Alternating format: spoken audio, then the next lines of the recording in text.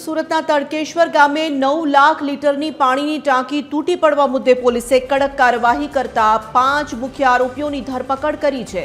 પકડાયેલા આરોપીઓમાં મુખ્ય કોન્ટ્રાક્ટર જયંતિ પટેલ, અંબાલાલ, જસ્મીન પટેલ તેમજ સુપરવાઇઝર અને સ્ટાફ સુપરવાઇઝરનો સમાવેશ થાય છે।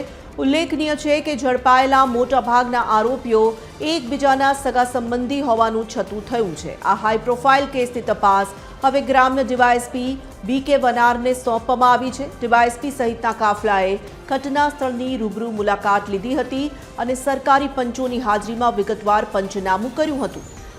હાલમાં સુરક્ષાના ભાગરૂપે જમીનદોસ્ત થયેલી ટાંકીના વિસ્તારને કોર્ડન કરી દેવામાં આવ્યો છે।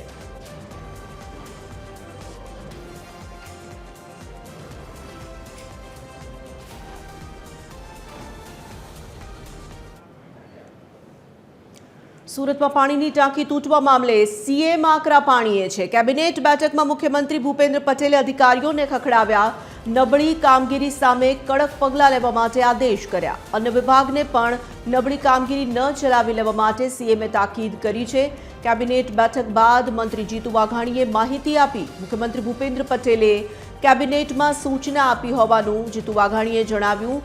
કહ્યું કે ગુણવત્તાની ચકાસણીને કારણે સુધારો થયો। વિવિધ વિભાગો બાંધકામનું કામ કરે છે। ક્ષતિ રહી જતી હોય તેમાં કોઈ બાંધછોડ ન કરે। પાણી પુરવઠા મંત્રીએ પણ કડક કાર્યવાહીની ખાતરી આપી।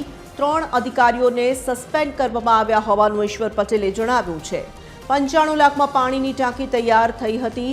34 ગામોને ટાંકીમાંથી પાણી પહોંચવાનું હતું। કોઈ પણ દોષિતને છોડવામાં નહીં આવે તેવું પણ મંત્રીએ દોહરાવ્યું હતું। મુખ્યમંત્રીશ્રીએ કેબિનેટમાં જ અધિકારીઓને કહ્યું છે કે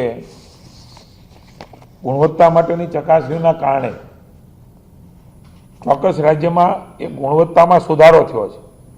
હજી પણ નાની મોટી કંઈ તકલીફ રહેતી હોય, કોઈ ક્ષતિ રહી જતી હોય, એના માટે પણ કોઈ પણ કોમ્પ્રોમાઇઝ નહીં કરીને ફોજદારી ફરિયાદ એ પણ દાખલ કરી છે।